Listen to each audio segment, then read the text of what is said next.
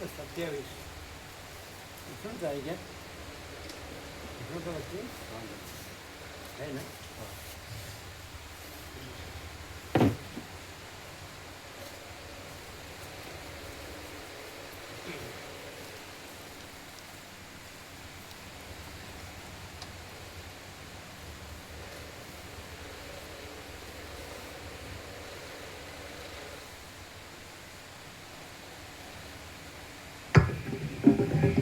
ઓમ ઓમ ઓમ બરાબર.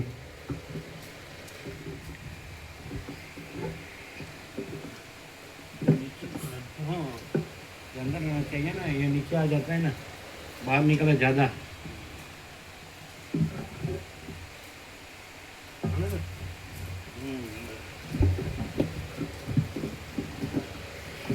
ઓમ ઓમ सीधा ही क्या ઓમ બરાબર.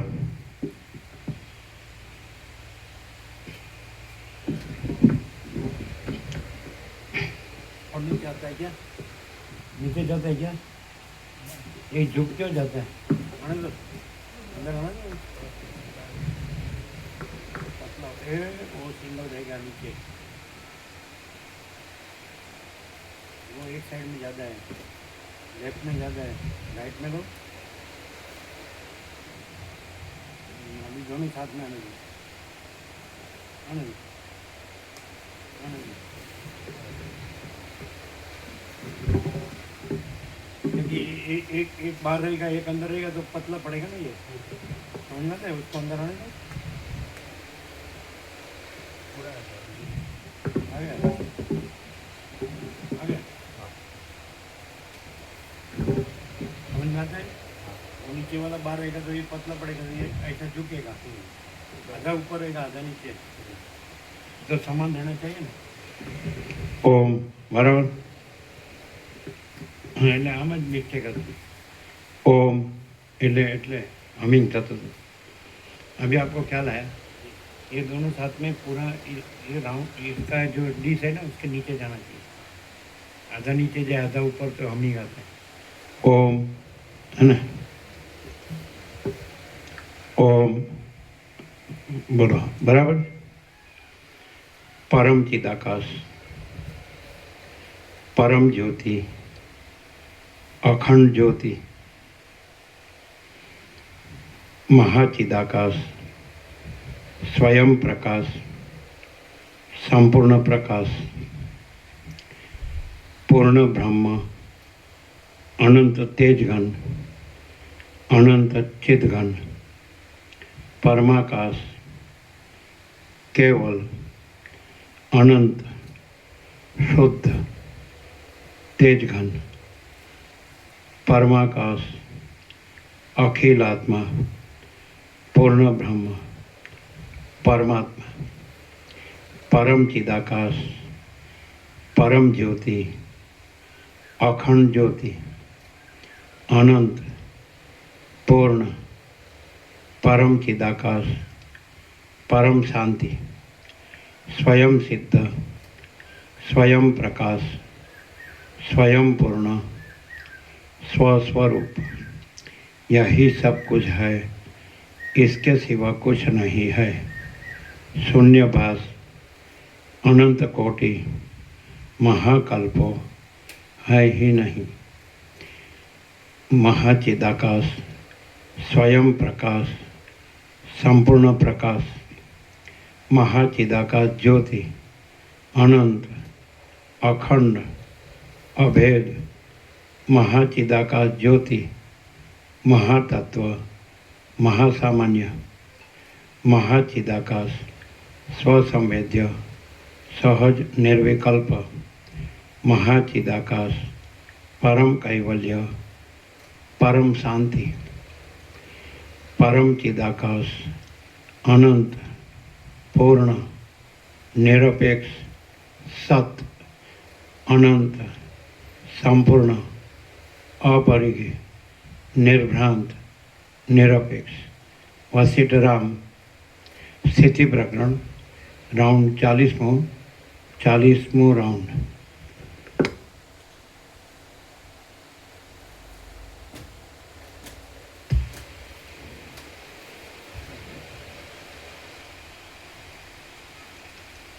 આદ્ય પરબ્રહ્મ સદગુરુ દેવ કી જય.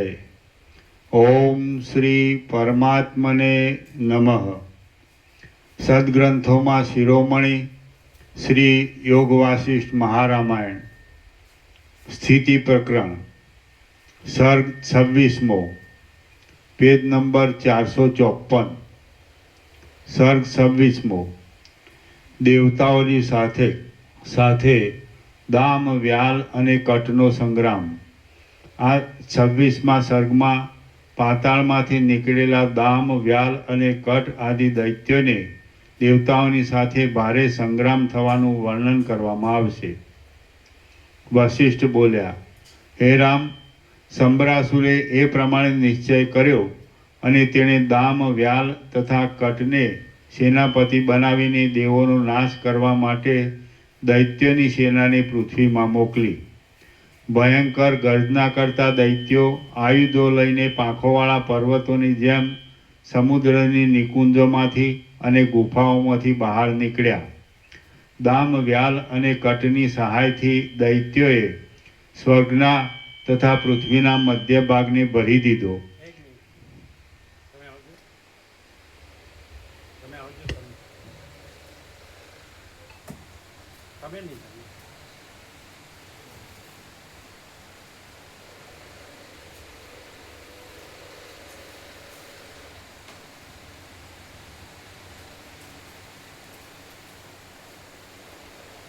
પહેલાં તમે રામકૃષ્ણ પરમહંસ જયંતિ નહોતી કીધી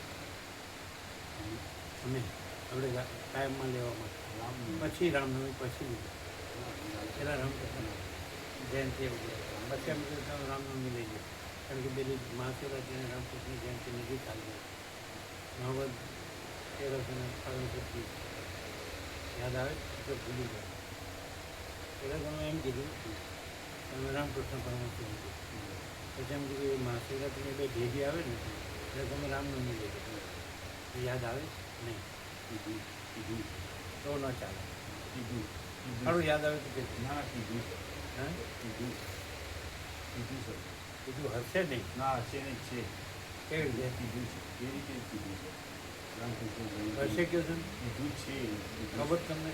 પછી અમે એમ કીધું કે પેલું મહાશિવરાત્રી અને રામકૃષ્ણ પરમહંસ જયંતિ ભેગી આવે તો તમે રામનવમી એવું યાદ આવે. કીધું શું શું શું કીધું છે રામકૃષ્ણ જયંતિનું. હવે અમારું શું કેવું છે તો ધારો કે આપણે રાઈટ જયંતિ લીધી ને એ તો કોઈ ન લે, અને જો ભેગી કહી ને તો 25મી ડિસેમ્બર રાઈટ જયંતિ અને 30મી ડિસેમ્બર રામનવમી શ્રવણ જયંતિ ભેગી જ છે. એટલે આપણે એમ કરતાં મહાશિવરાત્રી અને રામકૃષ્ણ કરીને શ્રવણ જયંતિ ઘણી ભેગી અને એ તો બધા ઓળખે છે. રાઈટ જયંતિ કોઈ ન ઓળખે. એટલે તમારે રામકૃષ્ણ પરમહંસ જયંતિ પહેલાં બોલેલા એ રીતે કહી નાખ્યું કે એ જે છે આમ પેલો આ પેલો કેવો કહેવાય અજાણ્યો ઉત્સવ છે. રામકૃષ્ણ પરમહંસ જયંતિ આપણે એમ ચેન્જ કરી દઈએ તો આમાં તમારે કાંઈ ફેર નથી. ના કશું તમે બોલ્યા હા બોલ્યા ના હશે નહીં. ના ના યાદ આવે છે બોલ્યા પેલા બોલ્યા શું બોલ્યા રામકૃષ્ણ જયંતિનું રામકૃષ્ણ પરમહંસ સેવાનું. તો અમે રાઈટ જયંતિ અને રમણ જયંતિ ભેગા જ આવે છે. તો મહાશિવરાત્રી અને રામકૃષ્ણ જયંતિ ભેગા આવે છે આગળ સુધી મહાવત દિવસનું ફાળે છે એ નવા લિસ્ટમાં એ રીતે કરજો. બરાબર છે. ખ્યાલ આવે આયમનું એટલે એ ભગવાન જ છે. રમણ જો ભગવાન છે રામકૃષ્ણ પહેલાં બરાબર. એટલે પેલા ટ્રાઇબમાં શું છે કે અડવા જેવું થાય, અજાણ્યા જેવું થાય, એ કોઈ લે બી નહીં. અને આ તો તમે માગેલી બરાબર નવા લીધું.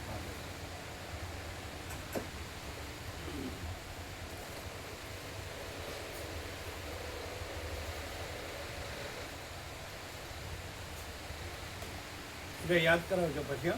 હા તો ભૂલી જશો ના બધું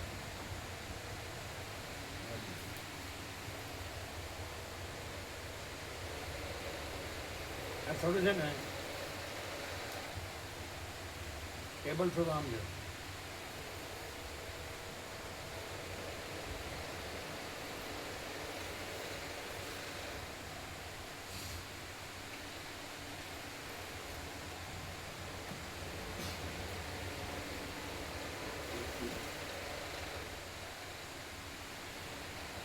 બરાબર છે ને?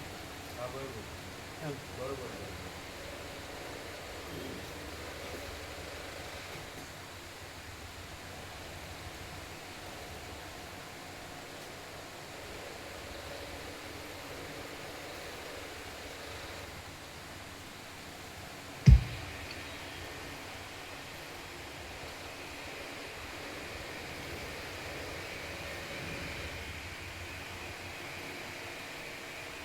ભયંકર ગર્જના કરતા દૈત્યો આયુધો લઈને પાંખોવાળા પર્વતોની જેમ સમુદ્રની નિકુંજમાંથી અને ગુફાઓમાંથી બહાર નીકળ્યા. દામ, વ્યાલ અને કટની સહાયથી દૈત્યોએ સ્વર્ગના તથા પૃથ્વીના મધ્ય ભાગને ભરી દીધો અને હાથના પ્રહારોથી સૂર્યને પણ નિસ્તેજ કરી દીધો. પ્રલયકાળના જેવા આ સમયમાં અત્યંત કોપ પામેલા ભયંકર દેવતાઓના સમૂહો પણ યુદ્ધ કરવા માટે મેરુ પર્વતની નિકુંજોમાંથી બહાર નીકળ્યા. એ દેવ અને દૈત્યની બંને સેનાઓને ત્રૈલોક્યને વિશે જાણે અકાળે મહાપ્રલય થતો હોય એવું ભયંકર યુદ્ધ ચાલવા લાગ્યું. કુંડળોના પ્રકાશોથી અંધકારનો નાશ કરનારા યોદ્ધાઓના માથાઓ જાણે પ્રલયકાળમાં ઉથલી ગયેલા ચંદ્ર અને સૂર્ય પડતા હોય તેમ પડવા લાગ્યા. યોદ્ધાઓએ કરેલા સિંહનાદોથી ગાજતા પર્વતો જાણે પ્રલયકાળના પવન ભરાવાથી ગાજતા હોય તેમ ગુગવાટી કરવા લાગ્યા. મોટી મોટી શિલાઓ જેવા ભારે આયુધો પડવાથી જેમની ભીંતો તૂટી પડતી હતી અને જેમને વિશે બીકને લીધે સિંહોના સમૂહો ભરાઈ બેઠા હતા તે કુલ પર્વતો પણ શબ્દ કરવા લાગ્યા. એકબીજાની સાથે અથડાતા શસ્ત્રોમાંથી ઉઠેલા અગ્નિના ચપળ તણખલાઓ પ્રલયકાળમાં વિંખાયેલા તારાઓની પેઠે આમ તેમ ઉડવા લાગ્યા. રુધિરના અને માંસના ઓઘથી થયેલા મહાસમુદ્રના કિનારા પર પ્રલયકાળમાં થયેલા તાડના વૃક્ષો જેવા ઊંચા ભૂત પ્રેતો તાલની રીતિને અનુસરીને નાચવા લાગ્યા. જેમાં ઉડેલી વાદળા જેવી ઘાટી ધૂળ પડી રહેલા રુધિરની અતિવૃષ્ટિથી શાંત થઈ ગઈ હતી એવા આકાશમાં હથિયારોથી તૂટેલા અનેક મુકુટો અને કુંડળો સૂર્યની પેઠે શોભવા લાગ્યા. શત્રુઓને મારવા માટે કલ્પવૃક્ષોને ઉખેડીને હાથમાં ધારણ કરનારા અને પ્રહારોથી મોટા મોટા પર્વતોને પણ તોડી નાખનારા દૈત્યોએ સઘળી દિશાઓને અવકાશ વગરની કરી મૂકી. અત્યંત ચળકતી તલવારોની અણીઓ રૂપ તોફાની પવનોથી જેમના શિખરો તૂટતા હતા તેવા પર્વતો જાણે પ્રલયકાળથી વિંખાઈ ગયા હોય તેમ ચૂર્ણોના સમૂહ રૂપ થવા લાગ્યા. જેમ વાયુઓ વાદળાઓને કંપાયમાન કરે તેમ જાણે અશ્વમેઘની આહુતિઓથી બળ પામ્યા હોય તેમ મસ્ત થયેલા દેવો અસ્ત્રોથી રહિત થયેલા દૈત્યોને કંપાવવા લાગ્યા. જેમ બિલાડાઓ વૃદ્ધ ઉંદરોને દબાવીને પકડે તેમ દેવો દૈત્યોને દબાવીને પકડવા લાગ્યા. ત્યારે દૈત્યો પણ જેમ ઝાડ ઉપર ચડેલા ગાફેલ પુરુષોને રીંછો પકડે તેમ દેવોને પકડવા લાગ્યા. બાહુરૂપી શાખાઓમાં અસ્ત્રોરૂપી પુષ્પોથી શોભતા અને શસ્ત્રોરૂપી પલ્લવોવાળા તે દેવતાઓ તેમજ દૈત્યો વનમાં કંપાયમાન થવાથી પ્રફુલ્લિત વૃક્ષોની પેઠે શોભવા લાગ્યા. જેમ પવનો પુષ્પોના સમૂહોથી મેરુ પર્વતના વનોને પૂરી દે છે તેમ દેવો અને દૈત્યો સામસામા શસ્ત્રો ફેંકીને દસે દિશાઓને પૂરી દેવા લાગ્યા. દેવતાઓની અને દૈત્યોની બંને સેનાઓ અંતરિક્ષરૂપી ઉંબરાના ફળની અંદર રહેલા મોટા મચ્છરોના સમૂહો જેવી હતી. આમ તેમની વચ્ચે ભયંકર યુદ્ધ થયું. ત્યાં અત્યંત ઊંચા લોકપાલોના હાથીઓના સમૂહોથી કચરાઈ જતા લોકોનો પ્રલયકાળના વાદળાઓના ધડાકાઓ જેવો મહાભયંકર કોલાહલ ઉઠ્યો. એ કોલાહલ અત્યંત ગાઢ થવાને લીધે તે આકાશમાં અતિશય ઊંચે સુધી સંભળાતો હતો. કોઈ સ્થળમાં તે મુઠ્ઠીથી પકડાય એવો જણાવા લાગ્યો અને કોઈ સ્થળમાં તે જળના ભારથી નમેલા પેટવાળા વાદળાઓની ગર્જના જેવો જણાવા લાગ્યો. એ કોલાહલ રથોના ફરવાથી ભાંગી ગયેલા શસ્ત્રોના સમૂહમાં જાણે નટ ગાતો હોય એવો જણાવા લાગ્યો. વળી જેમની છાતીઓ તૂટી જતી હતી તેવા નિર્બળ લોકોની પીડાના કઠોર શબ્દોથી તે જાણે ગુગવાટા ભર્યો હોય તેવો જણાતો હતો.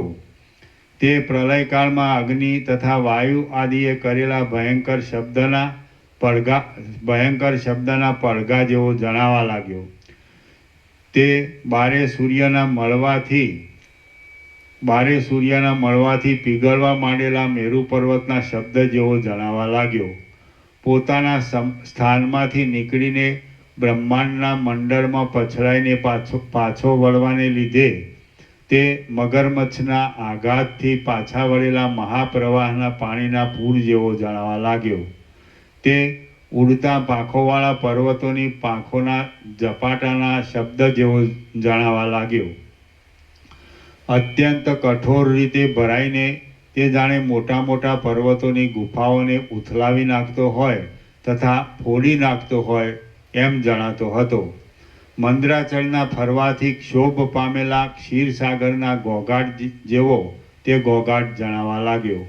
વળી યુદ્ધ કરવાના પ્રેમથી સંભળાતા યોદ્ધાઓના ઘોઘાટોની તથા હાથ પછાડવાના શબ્દોની સાથે મળીને તે સાતે દ્વીપોમાં વ્યાપ્ત થવા લાગ્યો. આમ ક્ષોભ પામેલી બંને સેનાઓ વચ્ચે ભારે યુદ્ધ થયું. તેમાં દેવતાઓ તથા દૈત્યો ઉદ્ધત થઈને લડવા લાગ્યા અને નગરો, ગામો, પર્વતો, વનો તથા માણસો ચગદાઈ જવા લાગ્યા. ત્યારે મોટા મોટા સેંકડો શસ્ત્રોથી કપાયેલા દાનવો રૂપી પર્વતથી ઉદ્ધત હા તેમાં દેવતાઓ તથા દૈત્યો ઉદ્ધત થઈને લડવા લાગ્યા અને નગરો, ગામો, પર્વતો, વનો તથા માણસો ચગદાઈ જવા લાગ્યા. ત્યારે મોટા મોટા સેંકડો શસ્ત્રોથી કપાયેલા દાનવરૂપી પર્વતથી દસે દિશાઓ પૂર્ણ થઈ ગઈ અને એકબીજામાં પછડાવાથી થયેલા શસ્ત્રોના ભૂકાઓથી અંતરિક્ષ પૂરાઈ ગયું.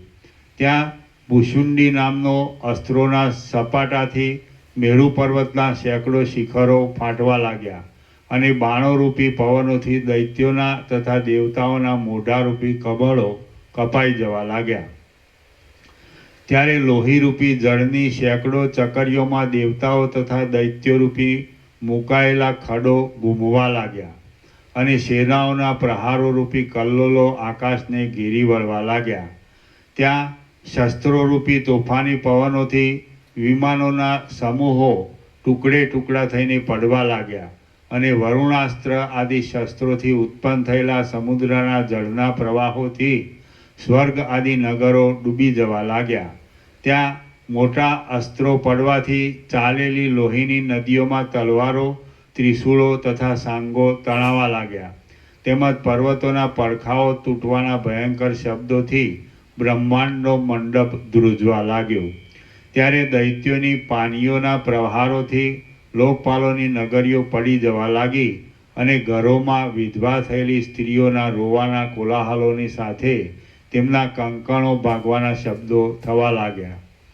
તે અસ્ત્રોના સમૂહો પૃથ્વી પર કાળા જળના સમૂહો જેવા દેખાવા લાગ્યા અને તેમાં દૈત્યો લોટી રહ્યા હતા. ત્યાં લોહીના પ્રવાહમાં તણાતા લોકોની ચીસો સાંભળીને બીજા લોકો પણ ભયથી નાસવા લાગ્યા. ત્યાં લોકપાલોના સેનાપતિઓના પ્રાણ લેવા માટે યમરાજ પુષ્પોમાં ભ્રમર ફરે તે રીતે ગુપ્ત રીતે ફરવા લાગ્યા અને દૈત્યોના સેનાપતિઓના પ્રાણ લેવા માટે યમરાજ પ્રત્યક્ષ રીતે ફરવા લાગ્યા. ત્યારે પ્રહારના ભયથી નાસેલા કેટલાક દેવતાઓ તથા દૈત્યો પાછા વળીને સૈન્યની વ્યાકુળતાને જોતા હતા. ત્યાં જાણે પાંખોવાળા પર્વતો હોય એવા દૈત્યોની આવજાથી ઘણા ભયંકર શબ્દો તથા શિવ શિવ શબ્દો થવા લાગ્યા. સઘળી પૃથ્વી, સમુદ્રો તથા પર્વતો આયુધોથી ભેદાયેલા ઉગ્ર દૈત્યરૂપી પર્વતોમાંથી ઝરતા લોહીના પ્રવાહોથી રાતા થઈ ગયા. દેશો, નગરો, ગામો, વનો તથા ગુફા વગેરે સ્થળો ઉજ્જડ થઈ ગયા અને દૈત્યો, હાથીઓ, ઘોડાઓ તથા માણસોના અસંખ્ય શબ્દોના પુંજો પહાડ જેવા દેખાવા લાગ્યા. શરીરમાં ખૂંચી ગયેલા ઊંચા બાણોની પંક્તિઓથી હાથીઓ શોભવા લાગ્યા અને દૈત્યોની મુઠ્ઠીઓના પ્રહારોથી મદોન્મત્ત ઐરાવત હાથીની પીઠ ચગદાઈ ગઈ. ત્યાં પ્રલયકાળના વાદળાઓના જળની વૃષ્ટિની જેમ શસ્ત્રોની અવિચ્છિન્ન વૃષ્ટિ થઈ રહી અને તેથી પર્વતો દળાઈ જવા લાગ્યા. ત્યાં મોટા મોટા વજ્રપાતોથી ભીંસાઈને કુલ પર્વતો ઉડવા લાગ્યા. ત્યારે દેવતાઓ પ્રબળ અગ્નિને પ્રકટ કરીને તેની જ્વાળાઓના સમૂહોથી દૈત્યોને બાળવા લાગ્યા હતા અને દૈત્યો એક અંજલિથી સમુદ્રને લાવીને તે અગ્નિને ઠારતા હતા. હવે પ્રચંડ દૈત્યોએ મોટી તૈયારીથી બરફની શિલાઓ નાખવા માંડી. એટલે દેવો વનના સમૂહોને સળગાવીને તે અગ્નિની જ્વાળાઓથી બરફની શિલાઓને પીંગળાવા લાગ્યા. પછી દેવતાઓએ અસ્ત્રોના બળથી પ્રલયકાળના અંધારા જેવું અપાર અંધારું ઉત્પન્ન કર્યું. થોડું આમ કરો. Light light.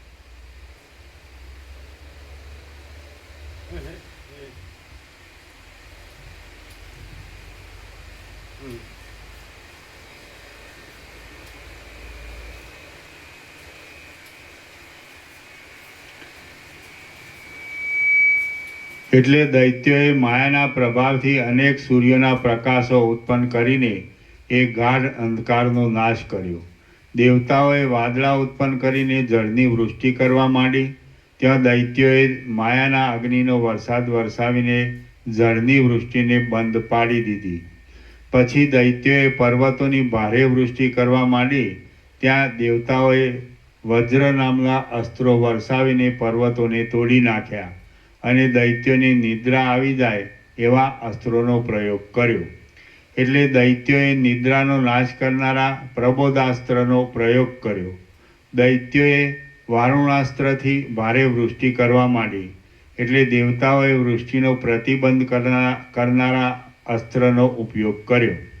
દેવતાઓએ વૃક્ષો ઉત્પન્ન થાય એવા અસ્ત્રનો ઉપયોગ કર્યો. એટલે દૈત્યોએ પર્વતો ઉત્પન્ન થાય એવા અસ્ત્રનો ઉપયોગ કર્યો. વરસવા માંડેલા શસ્ત્રો એકબીજા સાથે અથડાવાથી સુસવાટી સહિત અગ્નિ નીકળવા લાગ્યો. જળના અને અગ્નિના વરસાદથી લોકો બેભાન થવા લાગ્યા. બ્રહ્માસ્ત્રોના પ્રયોગોથી ભારે વિષમતા થવા લાગી. ઘડીવારમાં અંધકારના અને ઘડીવારમાં તેજના અસ્ત્રો પડવા લાગ્યા. અસ્ત્રોમાંથી નીકળતા મુસળ આદિ અનેક આયુધોથી સઘળું અવકાશ વગરનું થઈ ગયું. શિલાઓને વરસાવનારા અસ્ત્રથી યોદ્ધાઓ ચગદાઈ જવા લાગ્યા અને અગ્નિને વરસાવનારા અસ્ત્રથી અજવાળું થવા લાગ્યું. પતાકાઓથી ચંદ્રનો સ્પર્શ કરનારા અને પૈડાઓના ચૂંચવાટ રૂપી ગર્જનાવાળા રથો થોડી વારમાં ઉદયાચળનું અને અસ્તાચળનું ઉલ્લંઘન કરવા લાગ્યા. દેવતાઓએ કરેલા વજ્રોના પ્રહારોથી મોટા દૈત્યો નિરંતર મરવા લાગ્યા અને શુક્રાચાર્ય સંજીવની નામની મહાવિદ્યાનો ઉપયોગ કરીને તે દૈત્યોને જીવતા કરવા માંડ્યા. કેટલાયક દેવતાઓના સમૂહો નાસવા લાગ્યા અને કેટલાયક દેવતાઓ જય મેળવીને ફૂલાવા લાગ્યા. ત્યાં કલ્યાણની સૂચના આપનારા શુભ ગ્રહો ઉગવા માંડ્યા હતા. તેમજ ઉત્પાતરૂપ ધૂમકેતુઓ પણ ચારે બાજુ દેખાવા લાગ્યા હતા. આથી લોકો પોતાની ડોકો ઊંચી કરીને તેમને જોતા હતા. યોદ્ધાઓના પરસ્પરના કટ્ટર વેરને લીધે પર્વતો, આકાશ, પૃથ્વી તથા સમુદ્રો સાથેનું સઘળું જગત લોહીના સમુદ્ર જેવું તેમજ પ્રફુલ્લિત થયેલા ખાખરાના વન જેવું જણાવા લાગ્યું હતું. ત્યાં પહાડ જેવા અસંખ્ય મૂળદાઓથી મહાસમુદ્રો પૂરાઈ જવા લાગ્યા હતા. ત્યાં સઘળા વૃક્ષોની શાખાઓના અગ્રોમાં લાંબા મૂળદાઓ લટકવા લાગ્યા. દીપતા દીપતા પોતાના વેગથી અત્યંત ચંચળતાવાળા, પીંછળાઓ રૂપી પુષ્પોવાળા, લોઢાના ફળાઓ રૂપી ફળોથી શોભતા અને તાડ કરતાં પણ ઊંચા એવા બાણોના સમૂહો રૂપી વનોથી ત્યારે સઘળું આકાશ વ્યાપ્ત થઈ ગયું. ત્યાં નાચતા પહાડ જેવા અસંખ્ય કબંધો પોતાના બાહુઓથી વાદળાઓને, વિમાનોને, દેવતાઓને અને તારાઓને પાડવા લાગ્યા. પર્વતો પણ બાણો, સાંગો, ગદાઓ, પ્રાસો અને પટ્ટીશોમાં પરોવાવા લાગ્યા.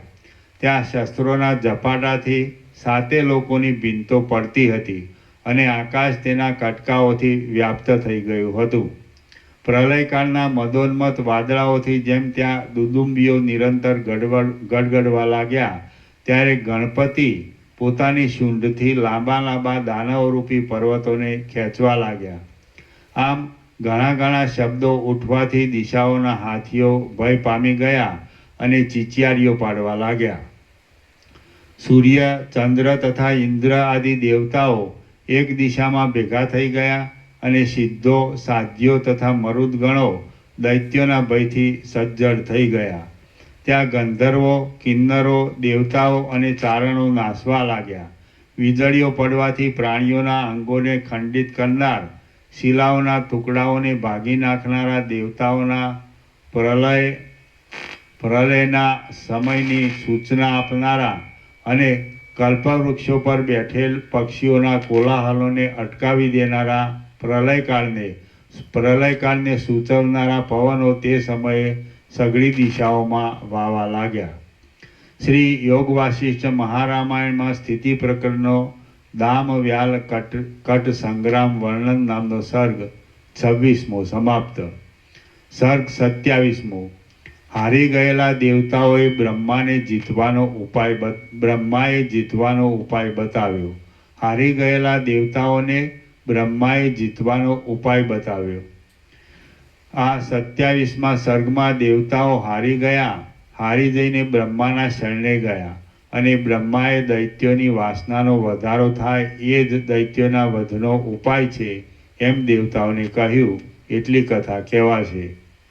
વશિષ્ઠ બોલ્યા, હે રામ, એ રીતે યુદ્ધનો ભયંકર સંભ્રમ ચાલતો હતો. તેમાં દેવતાઓના અને અસુરોના શરીરોમાં વાદળાઓના પેટ જેવા ઘાના ઊંડા ખાડા પડ્યા.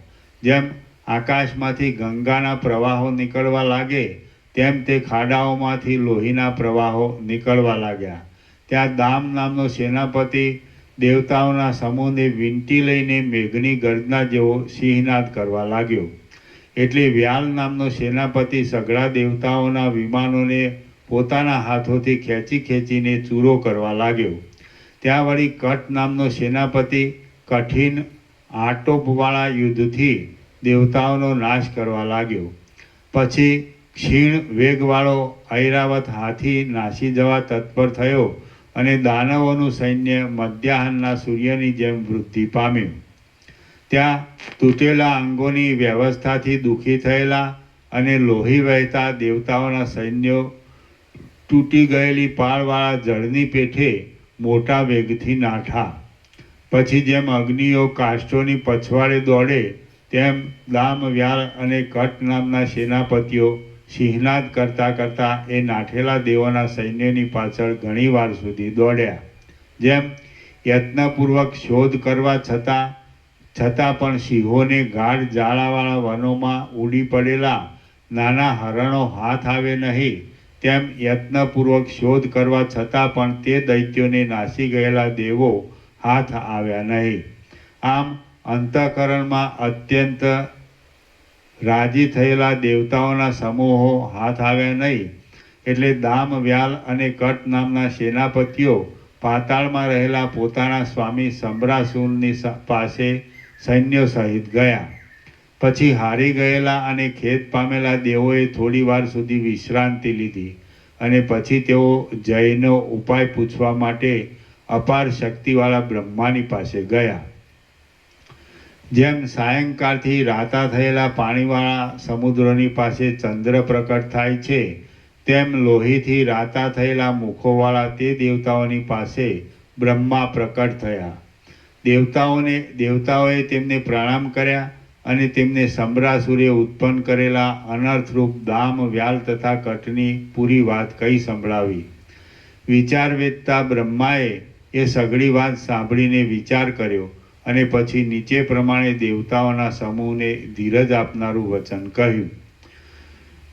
બ્રહ્મા બોલ્યા, યુદ્ધમાં સર્વોપરીપણું ધરાવનારા વિષ્ણુના હાથથી 1,00,000 વર્ષ પછી સમરાસુરને મરવાનું છે, માટે ત્યાં સુધી તે સમયની રાહ જોયા કરો. હે ઉત્તમ દેવતાઓ, હમણાં તો એ દામ વ્યાલ અને કટ નામના દૈત્યોની સાથે માયાનું યુદ્ધ કર્યા કરો અને યુદ્ધ કરીને નાસી જતા જાઓ. જેમ અરીસાના ઉદરમાં બાહ્ય પદાર્થો પ્રતિબિંબિત થાય છે, તેમ યુદ્ધના અભ્યાસને લીધે તેઓના અંતઃકરણમાં અહંકારનો ચમત્કાર પ્રતિબિંબિત થશે. પછી હે દેવો, જેમ જાળમાં આવેલા પક્ષીઓ સહજ વશ થાય છે, તેમ વાસનાની જાળમાં પડેલા એ દામ વ્યાલ અને કટ સહજ જીતાય એવા થઈ જશે. હે દેવો, હમણાં તો તેઓ અલ્પ વાસનાવાળા છે, સુખ દુઃખોથી રહિત છે અને તેઓ ધીરજ રાખીને શત્રુઓને મારે છે, માટે જીતાવા અશક્ય થઈ પડે છે. જગતમાં જેઓ વાસનાઓ રૂપી તંતુઓથી બંધાઈને આશાઓ રૂપી પાસમાં પડે છે, તેઓ દોરીઓથી બંધાયેલા પક્ષીઓની જેમ વશ થઈ જાય છે. સર્વ સ્થળોમાં આસક્તિ વગરની બુદ્ધિવાળા જે ધીર પુરુષો વાસનાઓ તૂટી જવાને લીધે શુભની પ્રાપ્તિથી રાજી થતા નથી અને અશુભની પ્રાપ્તિથી કચવાતા નથી, તે મહાત્માઓ કોઈથી જીતાતા નથી. સર્વ સ્થળોમાં આસક્તિ વગરની બુદ્ધિવાળા જે ધીર પુરુષો વાસનાઓ તૂટી જવાને લીધે શુભની પ્રાપ્તિથી રાજી થતા નથી અને અશુભની પ્રાપ્તિથી કચવાતા નથી, તે મહાત્માઓ કોઈથી જીતાતા નથી. જે મનુષ્યના મનમાં વાસનારૂપી દોરીની ગાંઠ બંધાઈ હોય છે, તે માણસ ભલે મોટો હોય અને ભલે ઘણું જાણનારો હોય, છતાં પણ તે બાળકના હાથથી પણ જીતાઈ જાય છે. જેમ સમુદ્ર જળના પાત્રપણાને પામે છે, તેમ આ હું છું અને આ મારું છે એવી રીતની કલ્પનાઓ કરનારો માણસ આપદાઓના પાત્રપણાને પામે છે. હે દેવતાઓ, જે પુરુષ આત્માને દેહાદિક રૂપ માને છે, તે પુરુષ સર્વજ્ઞ હોય તો પણ સર્વ સ્થળોમાં મોટું કંગાલપણું પામે છે. આત્મા અનંત અને અપરિચ્છિન્ન છે. જે માણસ તેને દેહાદિક રૂપ માને છે, તે માણસ પોતાના હાથથી જ પોતાના આત્માને પરવશ કરે છે. જો ત્રૈલોક્યમાં પણ આત્માથી જુદું કાંઈ હોય તો તેમાં લેવા દેવા વગેરેની વાસના બંધાય, એ ઠીક કહેવાય. પણ આત્માથી જુદું કાંઈ જ નથી, માટે સઘળી વાસનાઓ વ્યર્થ જ છે. મિથ્યા વસ્તુમાં આસ્થા રાખવી એ જ અનંત દુઃખની એક જાતની ખાણ છે અને મિથ્યા વસ્તુમાં આસ્થા ન રાખવી એ જ અનંત સુખોની ખાણ છે. મિથ્યા વસ્તુમાં આસ્થા રાખવી એ જ અનંત દુઃખની એક જાતની ખાણ છે અને મિથ્યા વસ્તુમાં આસ્થા ન રાખવી એ જ અનંત સુખોની ખાણ છે. જ્યાં સુધી દામ વ્યાલ અને કટ સંસારની સ્થિતિમાં આસ્થા વગરના છે, ત્યાં સુધી જેમ અગ્નિઓ મચ્છરોથી જીતાતા નથી, તેમ તેઓ તમારાથી જીતાશે નહીં. વાસના અવશ્ય દીનતા પમાડનારી છે. એ વાસનાઓ જો મનમાં હોય છે તો તેથી પ્રાણી હારી જાય છે, પણ એ વાસના ન હોય તો મચ્છર પણ મેરુ પર્વત જેવો દ્રઢ રહે છે. જે પદાર્થની પ્રથમ વાસના થોડી હોય છે, તે પદાર્થની વાસના પાછળથી પુષ્ટ થતી આવે છે. જે પદાર્થ વિદ્યમાન હોય તેના અવયવો વધે છે, પણ અવિદ્યમાન પદાર્થના અવયવો વધતા નથી. એ નિયમ પ્રમાણે વાસના જો થોડીક પણ હોય તો પાછળથી તેમાં વધારો થયા વગર રહેતો નથી. આથી હે ઇન્દ્ર, તમે એવું કરો કે જેથી એ દામ આદિ દૈત્યો અમે દેહાદિક છીએ અને જય પરાજય તથા જીવન આદિ અમારા છે એવી ભાવના કરે. તેમજ તેમની તે ભાવના દ્રઢ થાય. લોકોને જે વિપત્તિઓ આવે છે તથા જે સારી નરસી દશાઓ થાય છે તે સઘળી વિપત્તિઓ અને દશાઓ તૃષ્ણારૂપી કાકચના કડવા અને કૂણા ત્રોફાઓ જેવા ફળ છે. લોકો વાસનારૂપી તંતુઓથી બંધાઈને ગોથા ખાધા કરે છે. તેથી જો વાસના વધી હોય તો તે મહા દુઃખદાયી થાય છે અને જો તે કપાઈ જાય તો તે સુખદાયી થાય છે. જેમ મોટો અને પ્રબળ સિંહ પણ સાકળથી બંધાય છે તેમ ધીર, મહાપંડિત, કુલીન અને મોટો પુરુષ પણ તૃષ્ણાથી બંધાય છે. દેહરૂપી જાળમાં હૃદયરૂપી માળાની અંદર રહેનારા જીવરૂપી પક્ષીઓ તૃષ્ણારૂપી જાળથી બંધાઈ જાય છે. જેમ બાળક દોરીથી પરવશ થયેલા અને બહુ જ હાંફતા પક્ષીને ખેંચે છે તેમ કાળ પણ વાસનાથી રાખ થયેલા લોકોને ખેંચે છે. હે ઇન્દ્ર, દામ, કટ અને વ્યાલને જીતવા સારું આયુધો ગોઠવવાની કે યુદ્ધમાં ભ્રમણ કરવાની કશી જરૂર નથી. માત્ર યુક્તિ તથા યત્ન વાપરીને તેમનું અભિમાન વધે તેમ કરો. હે દેવરાજ, જ્યાં સુધી વાસના વધવાથી શત્રુઓનું ધૈર્ય ઓછું થવા ન લાગ્યું હોય ત્યાં સુધી તે શત્રુઓ ઉપર શસ્ત્રો, અસ્ત્રો કે નીતિશાસ્ત્રો એમાંનું કોઈ પણ જીત મેળવી શકતું નથી. એ દામ, વ્યાલ અને કટ નામના દૈત્યો યુદ્ધના અભ્યાસને લીધે મત્ત થઈને અંધકારમય વાસનાઓનું ગ્રહણ કરશે. સમ્રાસુરે બનાવેલા એ મહાઅજ્ઞાની પુરુષો જ્યારે વાસનાઓમાં બંધાશે ત્યારે સહેલાઈથી જીતાય એવા થઈ જશે. એટલા માટે હે દેવતાઓ, તેઓ જ્યાં સુધી અભ્યાસને લીધે દ્રઢ વાસનાઓવાળા થઈ જાય ત્યાં સુધી તમે યુક્તિપૂર્વક યુદ્ધ ઉઠાવીને તેમને તમારી સાથે લડાવ્યા કરો.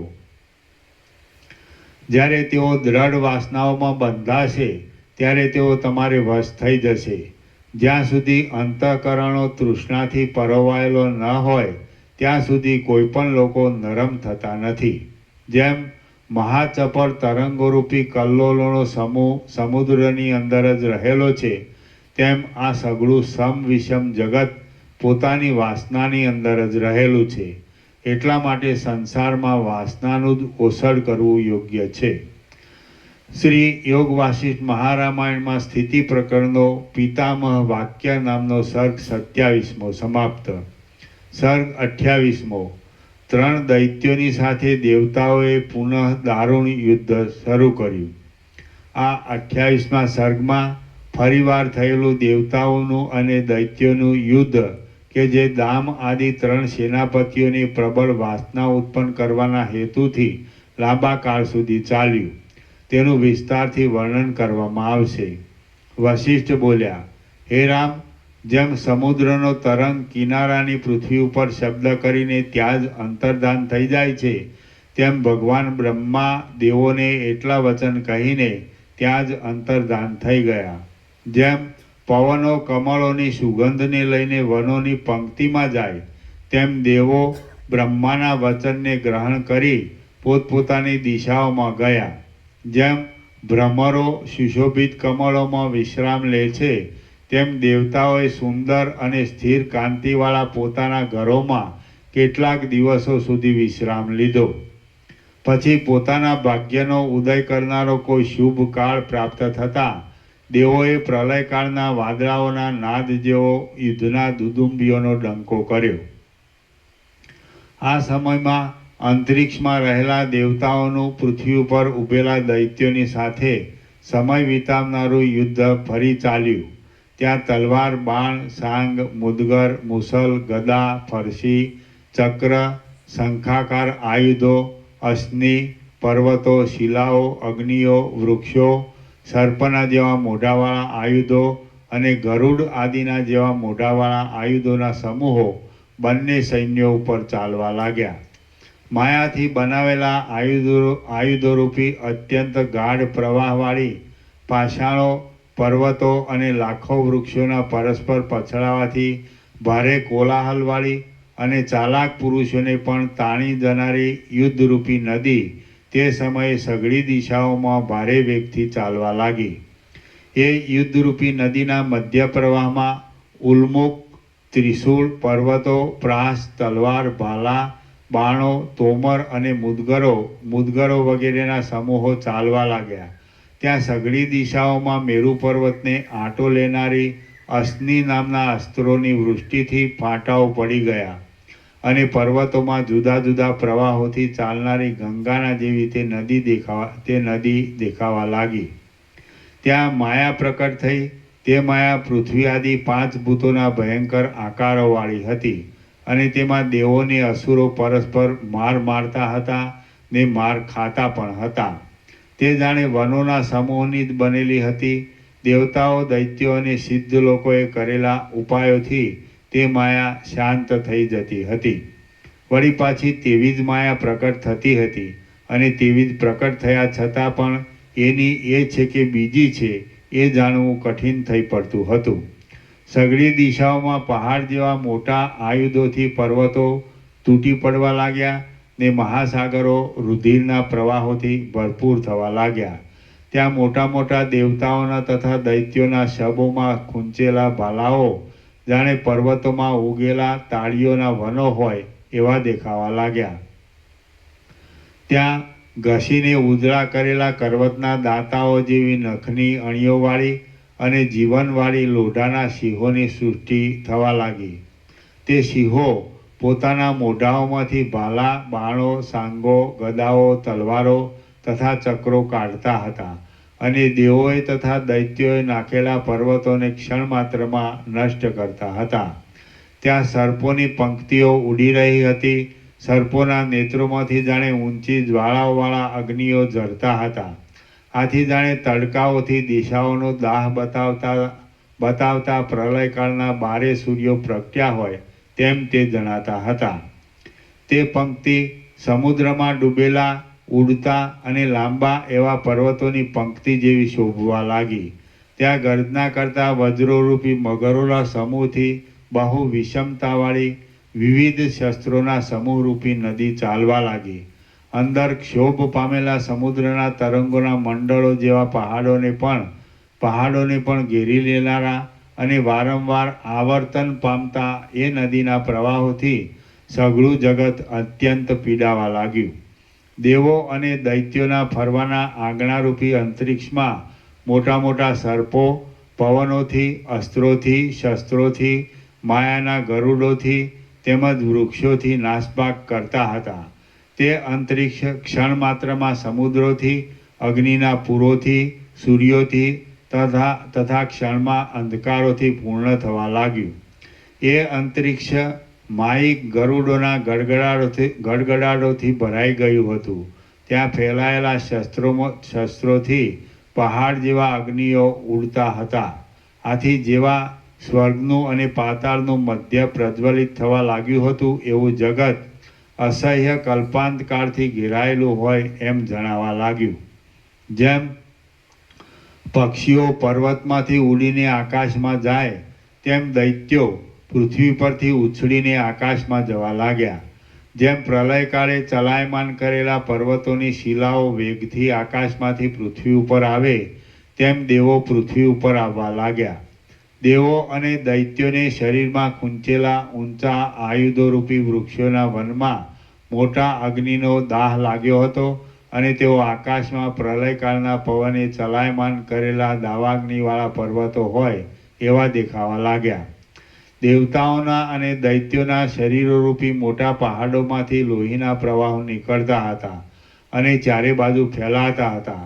આથી આકાશ જાણે રાતી ગંગાથી પૂર્ણ થયું હોય અથવા સંધ્યારૂપ નાયિકાના અંગમાં થયેલા નક્ષતોથી પૂર્ણ થયું હોય તેવું સર્વત્ર શોભવા લાગ્યું. યુદ્ધના નીતિ માર્ગમાં વિચક્ષણતા ધરાવનારા અને સઘળા મોટા પર્વતોના શિખરોને ભાગી નાખનારા દેવતાઓ અને દૈત્યો જાણે ઉત્સવના સમૂહમાં હાથીઓના કુંભસ્થળો ઉપર જુદા જુદા રંગ વરસાવતા હોય તેમ ચારે બાજુ એકબીજાઓની ઉપર પર્વતોની જળોની, અનેક પ્રકારના ઉગ્ર આયુધોની અને અનેક પ્રકારના અશ્નિ નામના શસ્ત્રોની એક સામટી વૃષ્ટિઓ કરવા લાગ્યા. યુદ્ધના પ્રૌઢ આટોપને નહીં છોડતા વ્યાકુળ થયેલા દેવો તથા દૈત્યોના અંગો એકબીજાના શસ્ત્રોથી કપાઈ જતા હતા અને તેમના હસ્તોમાંથી શસ્ત્રો પડી જતા હતા. તેઓ વાદળા ઉપર ફરતા હતા, તેથી જાણે મોટા હાથીઓના બચ્ચાઓની પીઠો ઉપર ચડી બેઠા હોય તેમ તેઓ શોભવા લાગ્યા. કપાયેલા માથા, હસ્તો, ભુજાઓ તથા સાથળોના અત્યંત બીભત્સ સમૂહો ઉગ્ર વાદળાઓના સમૂહો જેવા લાગતા હતા. તેમજ આકાશમાં તથા દિશાઓમાં ઉડતા તીડો જેવા લાગતા હતા. તેઓથી જગતની અંદર સૂર્યમંડળ પર્યંત સર્વ દિશાઓ તથા પર્વતોના સમૂહો છવાઈ ગયા. ત્યાં નાદ કરતા યોદ્ધાઓએ બળપૂર્વક ફેંકવાને લીધે શસ્ત્રો વચમાં તૂટી જતા હતા અને પરસ્પરમાં અથડાવાથી ભાગી જતા હતા. એ શસ્ત્રો તેમજ યુક્તિપૂર્વક ગોફણ આદિ યંત્રોથી ફેંકાયેલા પથરાઓના સમૂહો નીચે પડતા હતા. તેથી પૃથ્વી ફાટી જતી હતી અને તે જાણે ટુકડા થઈ જતી હોય એવી જણાતી હતી. ત્યાં વરસતા આયુધો, શિલાઓ, પર્વતો તથા વૃક્ષોના પરસ્પર ઘર્ષણને લીધે તેમજ યોદ્ધાઓના મેરુ પર્વત જેવા કઠિન શરીરો પરસ્પર ઘસાવાને લીધે ઉગ્ર શબ્દો ઉત્પન્ન થયા હતા અને તેથી અંતરિક્ષમાં તડાકા ધડાકા થયા હતા. આથી કલ્પનો અંત આવી લાગ્યો હોય એવી રણભૂમિ જણાતી હતી. એ બ્રહ્માંડમાં પ્રચંડ પવનને લીધે નીચે જળ તથા અગ્નિ ક્ષોભ પામ્યા હતા અને ઊંચે સૂર્ય ક્ષોભ પામ્યો હતો. એ બ્રહ્માંડ મહામાયાવી દેવતાઓથી અને દૈત્યોથી વ્યાપ્ત થયું હતું. લોકાલોક પર્વતના વિભાગો રૂપી તેની ભીંતો તથા ખૂણા તૂટી પડતા હતા. આથી તે કલ્પના અંત જેવું ભયંકર દેખાવા લાગ્યું.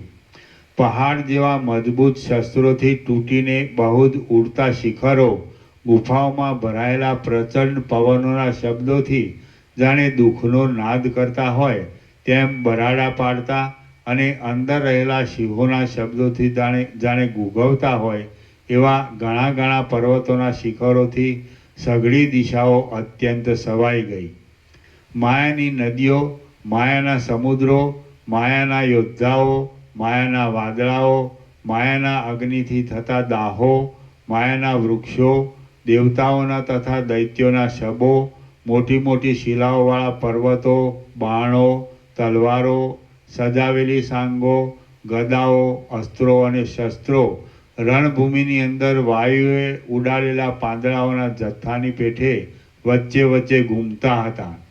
મોટા પર્વતોની પાંખ જેવડા, લોકોની આવજાને રોકનારા અને કોઈથી ખસેડી શકાય નહીં એવા હાથીઓના સૈન્યના ભયંકર શરીરોથી સઘળી દિશાઓ તરત જ વ્યાપ્ત થઈ ગઈ. પડી જતા યોદ્ધાઓના શરીરોથી મોટા પર્વતોથી અને પ્રચંડ વાયુએ પાડી નાખેલા દેવનગરોથી એ રણભૂમિ ભરાઈ ગઈ. તે સમયે તેમાં બ્રહ્માંડના મધ્યરૂપ ગુફા બહુ જ ભયંકર દેખાવા લાગી. તેમાં પર્વતો તથા નીચેના ભાગો રુધિરથી ધોવાઈ ગયા. તેનું અંતરિક્ષ ભારે ઘોંઘાટથી ઘેરાઈ ગયું અને રાક્ષસો તથા પિશાચો તેના રુધિરના નદોમાં આહાર વિહાર કરવા લાગ્યા. તે સમયમાં એ યુદ્ધ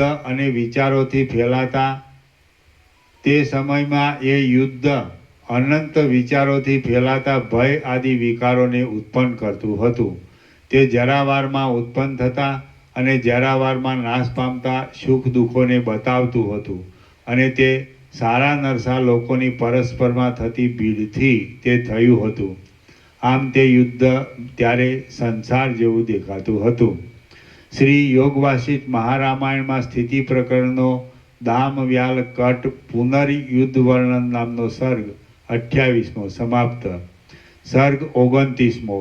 3 દૈત્યોને દેહાભિમાન થવાથી તેઓની થયેલી હાર. આ 29મા સર્ગમાં દામ આદિ દૈત્યોને દેહાભિમાન પ્રબળ થવાથી ખેદ ઉત્પન્ન થયાની અને તે પછી તેઓના નાશવાની તથા હારી ગયાની કથા કહેવામાં આવશે. વશિષ્ઠ બોલ્યા, હે રામ, એ રીતે અસ્થિર આરંભોવાળા, શત્રુઓના પ્રાણોનું હરણ કરનારા અને અત્યંત વેગમાં આવેલા દૈત્યોએ સહસા મોટા સંગ્રામનો આરંભ કર્યો. એ સંગ્રામમાં દેવતાઓએ કેટલાક દિવસો માયા કરીને કાઢ્યા, કેટલાક દિવસો વચનના વિવાદો કરીને કાઢ્યા, કેટલાક દિવસો સમાધાનની ગોઠવણથી કાઢ્યા, કેટલાક દિવસો વિગ્રહની ગોઠવણ કરીને કાઢ્યા, કેટલાક દિવસો નાસી જઈને કાઢ્યા, કેટલાક દિવસો ધીરજથી કાઢ્યા અને કેટલાક દિવસો ગુપ્ત રહીને પોતાના લોકોનું રક્ષણ કરવામાં કાઢ્યા. તેમણે કેટલાક દિવસો કંગાલની પેટે શરણાગત થવાથી પ્રાર્થના કરીને કાઢ્યા, કેટલાક દિવસો અસ્ત્રોથી યુદ્ધ કરીને કાઢ્યા અને ઘણા દિવસો અંતર્ધાન થઈને કાઢ્યા. એ રીતે દેવતાઓએ પહેલો સંગ્રામ 30 વર્ષ સુધી ટકાવી રાખ્યો. તે પછીનો બીજો સંગ્રામ તેમણે 5 વર્ષ 8 મહિના અને 10 દિવસ સુધી ટકાવી રાખ્યો અને તે પછીનો ત્રીજો સંગ્રામ તેમણે 12 દિવસ સુધી ટકાવી રાખ્યો. એટલા કાળ સુધી વૃક્ષોના, અગ્નિઓના, શસ્ત્રોના, મોટા મોટા અશ્નિ નામના અસ્ત્રોના અને પર્વતોના વરસાદો એમને એમ થયા કર્યા. એટલા સમયથી અહંકારનો દ્રઢ અભ્યાસ થવાથી દામ આદિ સેનાપતિઓના ચિત્તોને વાસનાએ ઘેરી લીધા અને તેમણે શરીરમાં હુંપણાનો વિશ્વાસ પકડ્યો. જેમ દર્પણના બીજા પદાર્થોની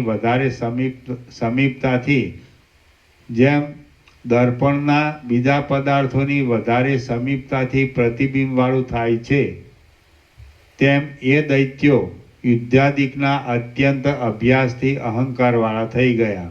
જેમ દૂર કાઢેલા પદાર્થનું દર્પણમાં પ્રતિબિંબ પડતું નથી, તેમ પદાર્થોનો અભ્યાસ છોડી દેવામાં આવે તો તે પદાર્થોની વાસના થતી નથી.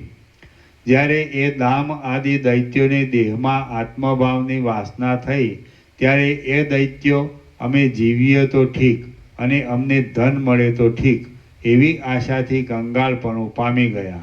પ્રથમ તેમને સારા નરસા કર્મોમાં પ્રવૃત્તિની વાસનાએ પકડ્યા, પછી અમારો દેહ સર્વદા રોગરહિત અને ભોગમાં સમર્થ થાય તો ઠીક એવી વાસનાએ પકડ્યા અને એમ કરતાં તેઓ આશારૂપી પાસથી બંધાઈને કંગાળ થઈ ગયા. જો કે એ દામ, વ્યાલ અને કટ પ્રથમ શુદ્ધ અને અહંકાર વગરના હતા, તો પણ જેમ કોઈ રજ્જુમાં સર્પપણું કલ્પી લે તેમ તેમણે પાછળથી ધન આદિમાં મમત્વ કલ્પી લીધું. અમારા પગથી તે માથા સુધી સઘળા શરીરો સ્થિર કેમ થાય એવી રીતની તૃષ્ણાથી કંગાળ થયેલા એ લોકો દીનપણું પામ્યા. અમારો દેહ સ્થિર રહે તો ઠીક અને અમને સુખ માટે ધન મળે તો ઠીક એ રીતની વાસના બંધાતા તેમની ધીરજ જતી રહી. વાસના વધવાને લીધે તેમનું બળ ઘટી ગયું. એટલે પ્રથમ એ લોકોમાં પ્રહાર કરવાની જે એકાગ્રતા હતી તે ભૂંસાઈ ગયા જેવી થઈ ગઈ. આ જગતમાં અમે અમર શી રીતે થઈએ એવી ચિંતાથી એ દૈત્યો પરવશ થઈ ગયા અને પાણી વિનાના કમળોની જેમ રાખ થઈ ગયા.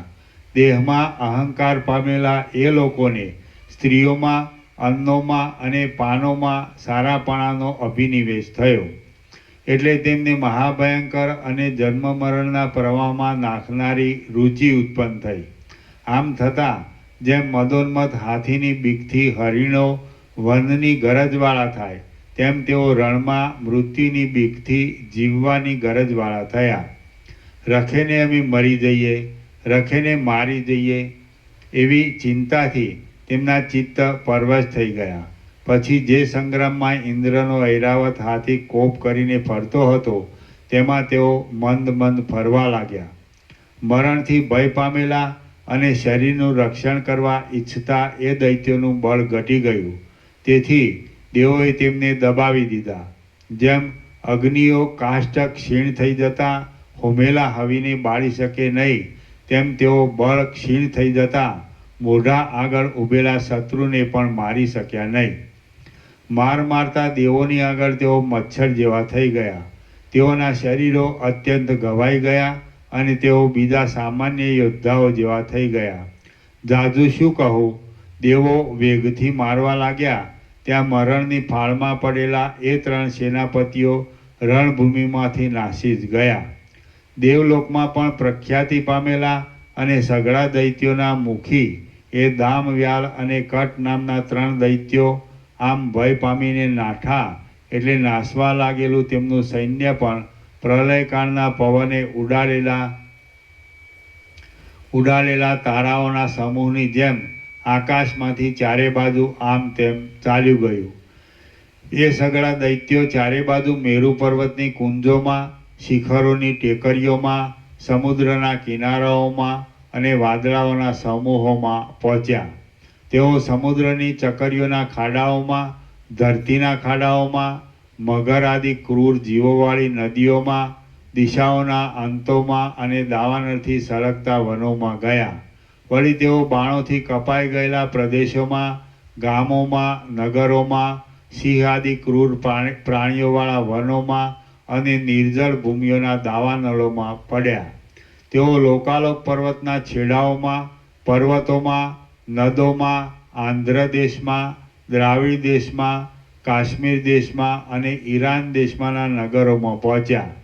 વળી તેઓ જેમના તરંગો સમુદ્રના અનેક સ્થળોમાં ફેલાય છે એવા ગંગાજળની ઘટાઓમાં, સમુદ્રના બીજા બેટોની અંદર નંખાયેલી જાળોમાં અને જાંબુની જાડીની લતાઓમાં જઈને પડ્યા. આમ પડેલા સર્વ દૈત્યો પહાડ જેવા આકારના હતા. તેમનામાંના કેટલાયક અંગો તથા પગ ફાટી ગયા હતા. તેમનામાંના કેટલાયકના અંગો તથા પગ ફાટી ગયા હતા અને કેટલાયકના હાથ તથા બાહુઓ તૂટી ગયા હતા. કેટલાયકની આંતરડારૂપી તાંતો વૃક્ષોની શાખાઓમાં વળગી રહી હતી. કેટલાયકને લોહીના ધોધ નીકળતા હતા. કેટલાયકના મુકુટો ઊંધા થઈ ગયા હતા. કેટલાયકના માથાઓ વિપરીત થઈ ગયા હતા. કેટલાયકના પગ છોલાઈ ગયા હતા અને કેટલાયકની ક્રોધના આવેગથી આંખો બહાર નીકળી હતી.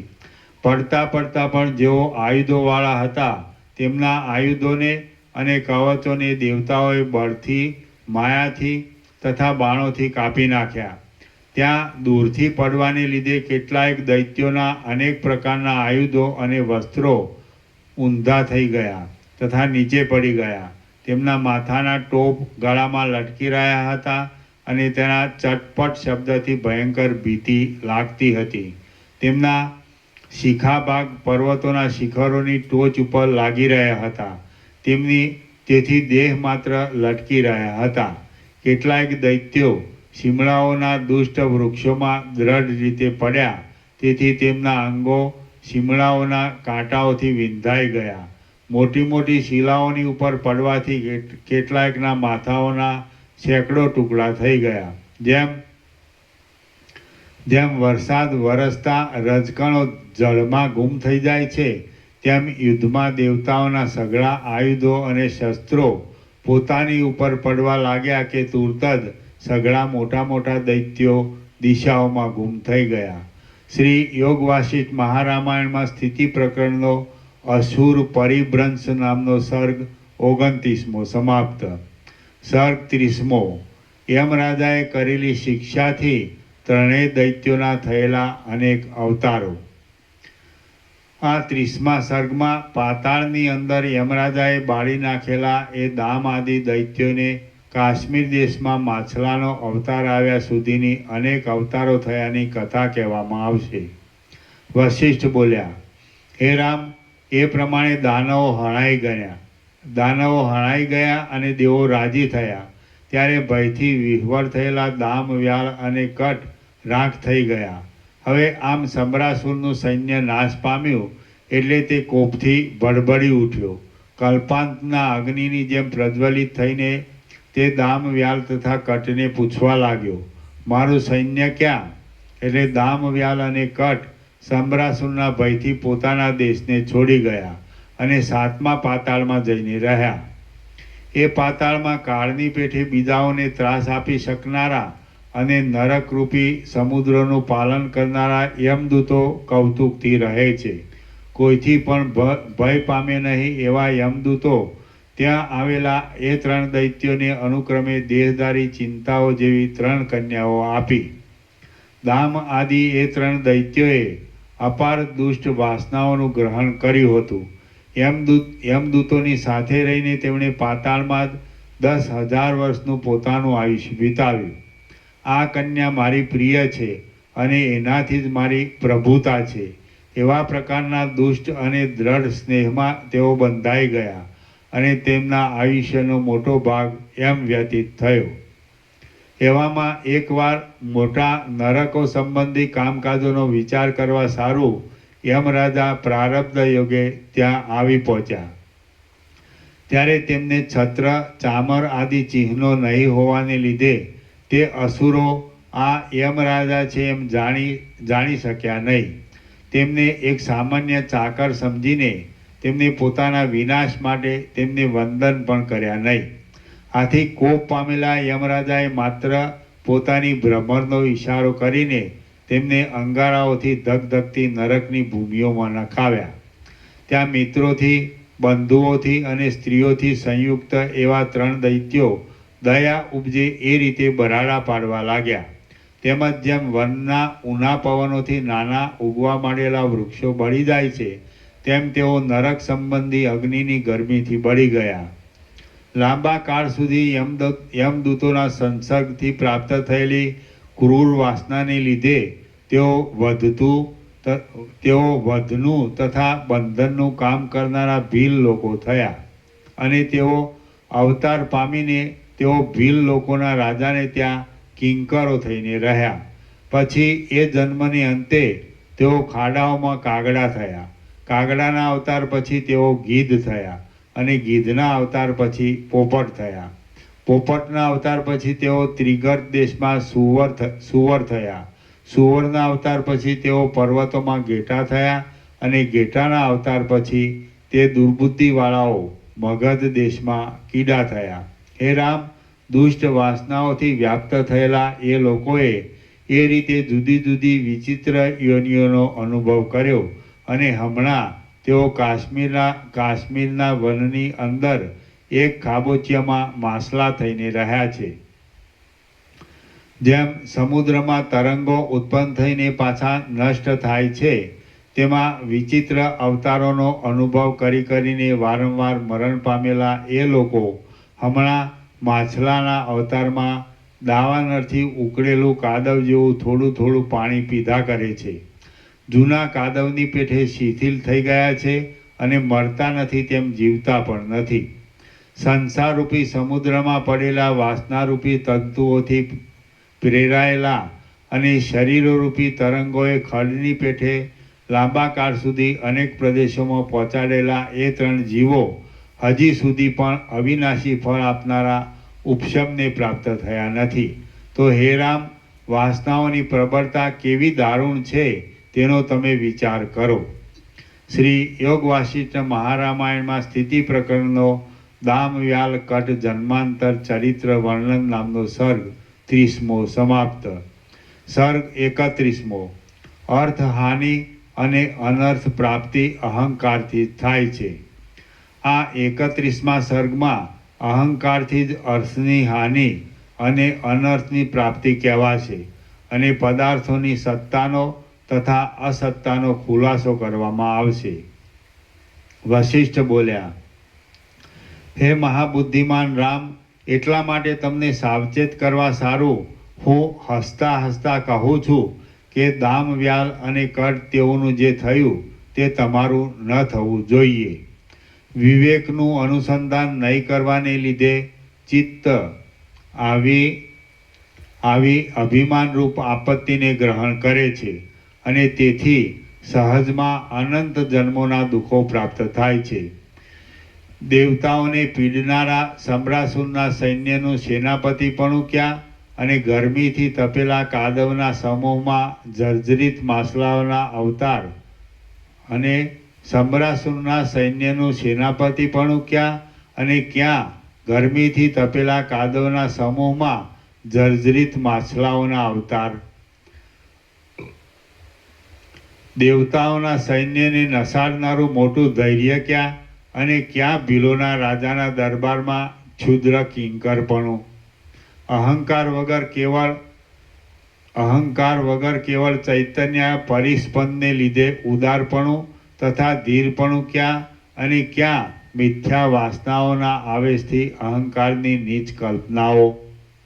શાખાઓથી તથા વાંકા તાતણાઓથી ગાંઠો સંસારરૂપી આ વિસ્તરેલો ઝેરી વેલો અહંકારરૂપી અંકુરમાંથી ઉદય પામે છે.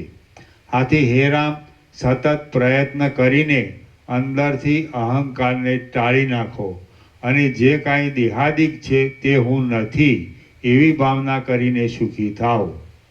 આનંદ એક રસ અને પરમ શીતળતાવાળું પરમાત્મારૂપ ચંદ્રમંડળ અહંકારરૂપી વાદળાથી ઢંકાઈને અદૃશ્ય થઈ ગયું છે. એ દામ, વ્યાલ અને કટ નામના 3 માયિક દૈત્યો મુદ્દલ હતા જ નહીં, છતાં અસ્તિત્વ કૌંસમાં જન્મ મરણના પ્રવાહમાં સત્તા હોવાપણું પામ્યા. તેઓ અહંકારરૂપી પિશાચના વળગાડને લીધે હાલ કાશ્મીર દેશના મોટા અરણ્યની અંદર એક નાના તળાવની પાસેના ખાબોચિયામાં માછલા થઈને રહ્યા છે અને ત્યાં શેવાળના ટુકડાઓ માટે ટાપ્યા કરે છે. રામ બોલ્યા, જે પદાર્થ મુદ્દલ હોય જ નહીં તેનું હોવું સંભવતું નથી, અને જે હોય તેનું ન હોવું સંભવતું નથી. આવો નિયમ છે. હવે એ 3 જણ મુદ્દલ હતા જ નહીં તો તેઓ જન્મ મરણના પ્રવાહમાં સ્થિતિને કેમ પાત્ર થયા એ મને કહો. વશિષ્ઠ બોલ્યા, હે મહાબાહુ, તમે કહો છો એમ જ છે. જે પદાર્થ કોઈ દિવસે કાંઈ પણ હોય નહીં તે પદાર્થ સંસારના પ્રવાહમાં સ્થિતિને પામતો જ નથી, પણ પ્રથમ સૂક્ષ્મ હોય તે આવિર્ભાવથી મોટો થાય છે. હવે તમે જ કહો કે કયા પદાર્થ સત્ય છે અને કયા પદાર્થ અસત્ય છે. તમારી વાત સાંભળીને પછી હું યોગ્ય દ્રષ્ટાંતથી તમને સમજાવીશ. રામ બોલ્યા, હે બ્રહ્મન, આ જે આપણે છીએ તે સાચા જ છીએ, તેથી સંસારના પ્રવાહમાં રહ્યા છીએ. પણ દામ આદિ 3 જણા તો ખોટા જ હતા, છતાં તેમને સંસારના પ્રવાહમાં સ્થિતિ પામ્યાનું કેમ કહો છો? વશિષ્ઠ બોલ્યા, જેમ દામ આદિ દૈત્યો માયામય હોવાને લીધે ખોટા જ હતા, છતાં જાજવાના પાણીના પૂરની પેઠે સાચા જેવા લાગ્યા હતા, તેમ સૂર, અસુર તથા દાનવો સહિત આપણે પણ ખોટા જ છીએ.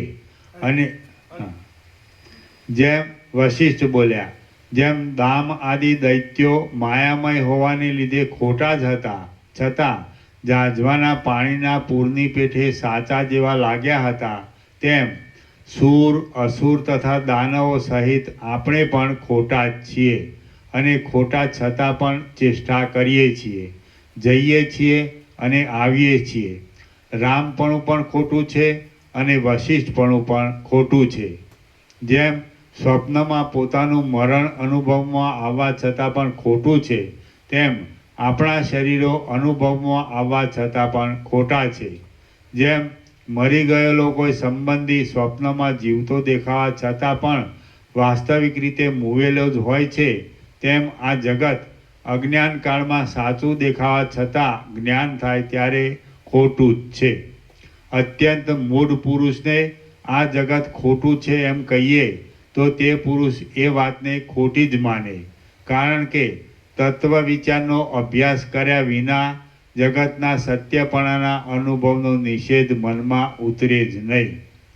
આ જગતમાં કોઈ પણ માણસને મનમાં જે દ્રઢ નિશ્ચય થઈ ગયો હોય તે નિશ્ચય તત્વ વિચારના અભ્યાસ વિના કદી પણ નાશ પામે નહીં. આ જગત ખોટું છે અને બ્રહ્મ જ સાચું છે એમ જે માણસ વાત કરે છે તે માણસને બીજા મૂઢ માણસ ગેલા જેવો ગણીને હસી કાઢે છે, બાકી ગેલો તો પોતે જ છે.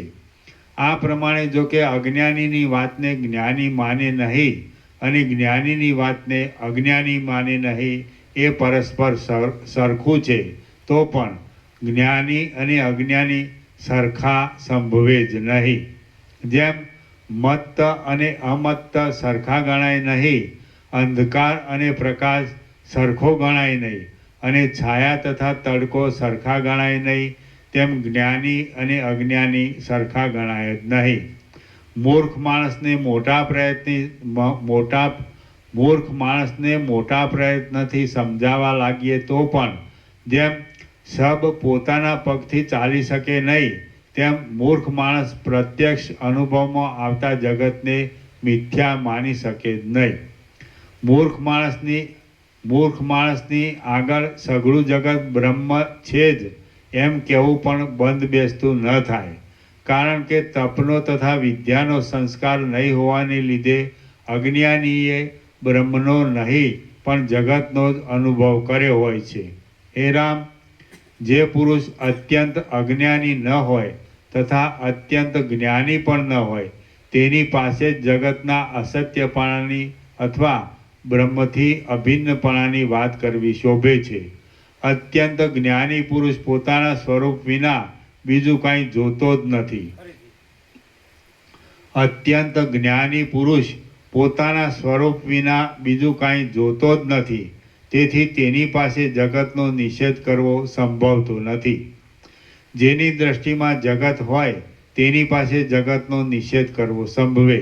પણ જ્ઞાની તો આ જે સઘળું છે તે કેવળ શાંત પરબ્રહ્મ જ છે એવો સર્વદા અનુભવ કર્યા કરે છે. માટે તેની પાસે જગતનો નિષેધ કરવો કેમ સંભવે? પરંતુ જ્ઞાની તો પણ જ્ઞાની તો આ જે સઘળું છે તે કેવળ શાંત પરબ્રહ્મ જ છે એવો સર્વદા અનુભવ કર્યા કરે છે. માટે તેની પાસે જગતનો નિષેધ કરવો કેમ સંભવે? મારામાં મારા સ્વરૂપ વિના બીજું કાંઈ છે જ નહીં, અને જેમ સોનામાં કડા આદિ બીજો આકાર થયો છે તેમ મારામાં કોઈ બીજો આકાર થયો નથી. એ રીતે અત્યંત જ્ઞાની પુરુષ સારી પેટે સમજે છે. માટે તેની પાસે શું જગતનો નિષેધ કરવો હોય? તેમજ અત્યંત અજ્ઞાની પુરુષ પણ પોતાનામાં પંચ ભૌતિકપણા વિના બીજું કાંઈ જાણતો જ નથી. તેથી જેમ વીંટી વગેરેને જોનારા બાળકની દ્રષ્ટિમાં સોનું હોતું જ નથી, તેમ અત્યંત અજ્ઞાનીની દ્રષ્ટિમાં બ્રહ્મ હોતું જ નથી. માટે તેની પાસે પણ જગતનો નિષેધ કરીને બ્રહ્મનું સ્થાપન કરવાની વાત કરવી સંભવતી નથી.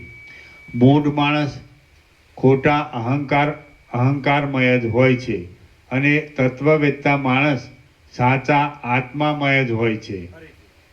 મૂઢ માણસ ખોટા અહંકારમય જ હોય છે, અને તત્વવેત્તા માણસ સાચા આત્મામય જ હોય છે. માટે તેમની પાસે જગતનો નિષેધ કરીને બ્રહ્મનું સ્થાપન કરવાની વાત કરવી ઘટે જ નહીં. અત્યંત અજ્ઞાની માણસ પોતાની પેઠે સર્વને દેહમય જ સમજે છે. માટે તેની પાસે હું બ્રહ્મ છું એમ કહેવા બેસીએ તો તે આપણા વાક્યની મૂર્ખાઈ ભરેલું જ ગણે. અત્યંત અજ્ઞાની માણસ પોતાની પેઠે સર્વને દેહમય જ સમજે છે. માટે તેની પાસે હું બ્રહ્મ છું એમ કહેવા બેસીએ તો તે આપણા વાક્યની મૂર્ખાઈ ભરેલું જ ગણે. જેમ કે કોઈ માણસ કહે કે હું તો ઘડો છું, તો એ વાક્ય ગાંડાઈ ભરેલું જ ગણાય. વાસ્તવિક રીતે વિચાર કરતાં જગત ખોટું ઠરે છે. એટલા માટે આપણે પણ કદી સાચા નથી, અને દામ આદિ દૈત્યો પણ સાચા ન હતા. વિદ્વાનોના અનુભવની રીતે વિચારતા પણ તેઓ અને આપણે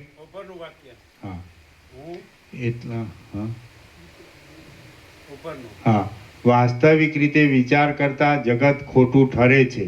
એટલા માટે આપણે પણ કદી સાચા નથી.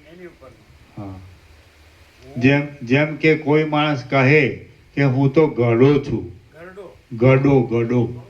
ગડો પાણી ભરવાનો ગડો. જેમ કે કોઈ માણસ કહે કે હું તો ઘડો છું, તો એ વાક્ય ગાંડાઈ ભરેલું જ ગણાય.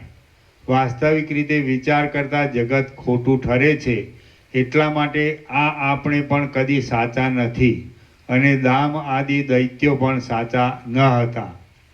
વિદ્વાનોના અનુભવની રીતે વિચારતા પણ તેઓ અને આપણે અસત્ય છીએ, અને યુક્તિથી વિચાર કરતાં પણ તેમનું અને આપણું હોવાપણું સંભવતું નથી.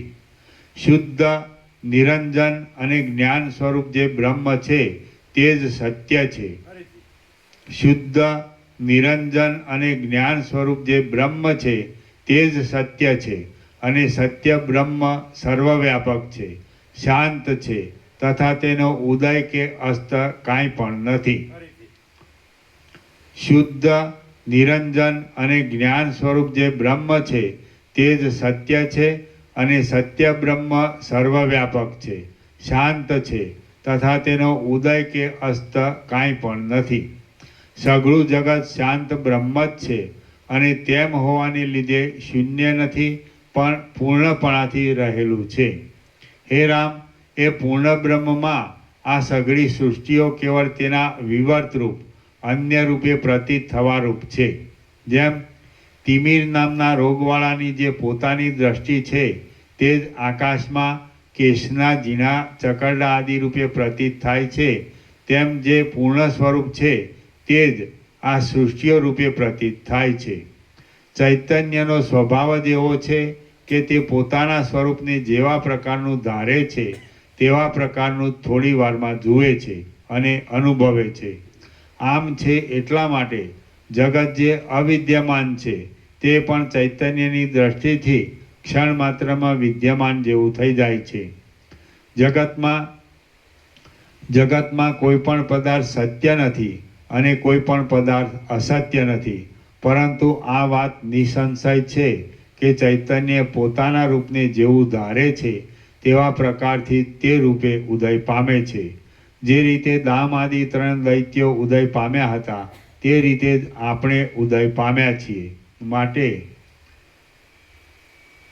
માટે તેઓ સાચા તો આપણે પણ સાચા, અને તેઓ ખોટા તો આપણે પણ ખોટા. હે રામ, તેઓમાં અને આપણામાં શી વિશેષતા છે? આ મહાચૈતન્ય અંત વગરનું છે, સર્વવ્યાપક છે અને નિરાકાર છે. તેની અંદર જે ભાગ જેવા આકારનું મનન કરે છે તે ભાગ તેવા આકારથી ઉદય પામે છે. જ્યાં જે ભાગનું ચૈતન્ય દામ આદિ આકારનું મનન કરવા લાગ્યું ત્યાં તે ભાગનું ચૈતન્ય તેવા આકારના અનુભવને લીધે દામ આદિ રૂપોથી સંપન્ન થયું. જ્યાં એ ચૈતન્ય તમારા તથા મારા વગેરે આકારોનું મનન કરવા લાગ્યું ત્યાં તેવા આકારોના અનુભવને લીધે તે તેવા આકારોથી સંપન્ન થયું છે. નિરાકાર ચિદાકાશના સ્વપ્નનો જે પ્રતિભાસ છે તેનું જ જગત એ નામ પડેલું છે. નિરાકાર ચિદાકાશના સ્વપ્નનો જે પ્રતિભાસ છે તેનું જ જગત એ નામ પડેલું છે. નિરાકાર ચિદાકાશના સ્વપ્નનો જે પ્રતિભાસ છે તેનું જ જગત એ નામ પડેલું છે. જેમ સૂર્યના તાપના અમુક ભાગનું ઝાંઝવાના પાણી એ નામ પાડવામાં આવે છે, તેમ મહાચૈતન્યના અમુક ભાગનું જગત એવું નામ પાડવામાં આવ્યું છે. એ મહાચૈતન્ય પોતાના જે સ્થળમાં મનન કરે છે તે સ્થળમાં તે દ્રશ્ય કહેવાય છે, અને જે સ્થળમાં તે મનન વગરનું હોય છે તે સ્થળમાં તે મોક્ષ કહેવાય છે. એ મહાચૈતન્ય પોતાના જે સ્થળમાં મનન કરે છે તે સ્થળમાં તે દ્રશ્ય કહેવાય છે, અને જે સ્થળમાં તે મનન વગરનું હોય છે તે સ્થળમાં તે મોક્ષ કહેવાય છે. વાસ્તવિક રીતે જોતા એ મહાચૈતન્ય સ્થળના વિભાગો વગરનું છે, તેથી તે મનન વગરનું પણ કદી નથી અને મનવાળું પણ કદી નથી. છતાં આ દેખવામાં આવતું જે જગત છે તે બ્રહ્મ જ છે એમ સમજાવવા માટે તમારી પાસે આ વિભાગોની કલ્પના કહી છે. જે બ્રહ્મ છે તે જ જગત છે, અને જે જગત છે તે જ બ્રહ્મ છે. જેમ બે પર્યાય શબ્દોના અર્થમાં ભેદ હોતો નથી, તેમ બ્રહ્મ અને જગત એ શબ્દોના અર્થમાં પણ ભેદ નથી. જેમ તિમિરવાળું નેત્ર પોતાના જ પ્રકાશને મોવાળાના ઝીણા ચકરડા જેવો દેખે છે, તેમ અજ્ઞાનરૂપ ઉપાધિવાળું ચૈતન્ય પોતાના સ્વરૂપને જગત છે એમ જાણે છે. મોવાળાનું ચકરડું એ કાંઈ જ નથી, પણ દ્રષ્ટિ જ મોવાળાના ચકરડા રૂપે પ્રતીત થાય છે. તેમ આ દેખવામાં આવતું જગત એ કાંઈ જ નથી, પણ બ્રહ્મ જ જગત રૂપે પ્રતીત થાય છે. ચિદાકાશનો સ્વભાવ જ એવો છે. આરોપની દ્રષ્ટિથી જોતા વ્યાપક મહાચૈતન્યમાં સર્વના આરોપનો સંભવ છે, તેથી આપણા અનુભવમાં આવે છે. તે સર્વત્ર છે. અપવાદની દ્રષ્ટિથી જોતા તેમાં ક્યાંય કાંઈ પણ નથી અને અનુભવમાં પણ આવતું નથી. આથી જે આ જગત છે તે શાંત, ભેદરહિત, સત્ય, એક અને પૂર્ણ જ છે. તો એવો નિશ્ચય રાખીને તમે પણ શોક, ભય અને ભેદનો ત્યાગ કરીને પૂર્ણ રૂપે જ રહો. મહાચૈતન્યનું પોતાનું રૂપ અત્યંત શાંત અને સ્વચ્છ છે. તે મોટી શિલાના ગર્ભની પેઠે ઘટ્ટ હોવાથી અંદર બીજા કોઈ પદાર્થનો સમાવેશ હોવાને યોગ્ય નથી.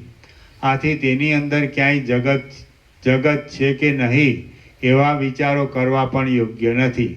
માત્ર એટલું સમજવું યોગ્ય છે કે પ્રતિભાસ માત્રથી જે જગત છે તે જગત રૂપે જ દેખાય છે. શ્રી યોગ વાસિષ્ઠ મહારામાયણમાં સ્થિતિ પ્રકરણનો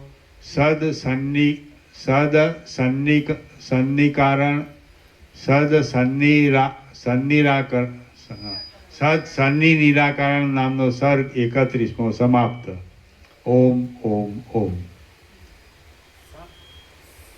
ફરીથી છેલ્લું. હમણાં બોલ્યા. હા. શ્રી યોગ વાસિષ્ઠ મહારામાયણમાં સ્થિતિ પ્રકરણનો સન્ની નિરાકરણ.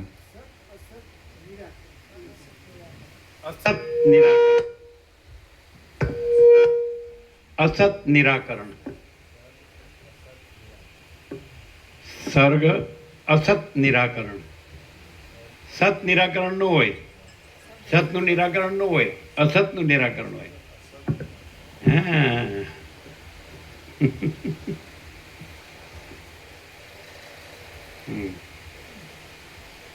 સર્ગ અસત નિરાકરણ.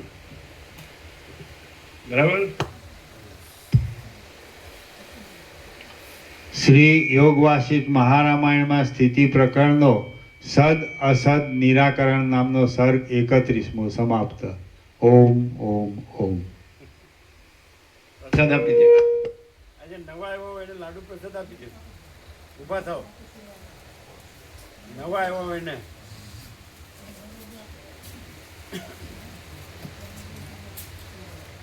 નવા આવ્યો હોય ને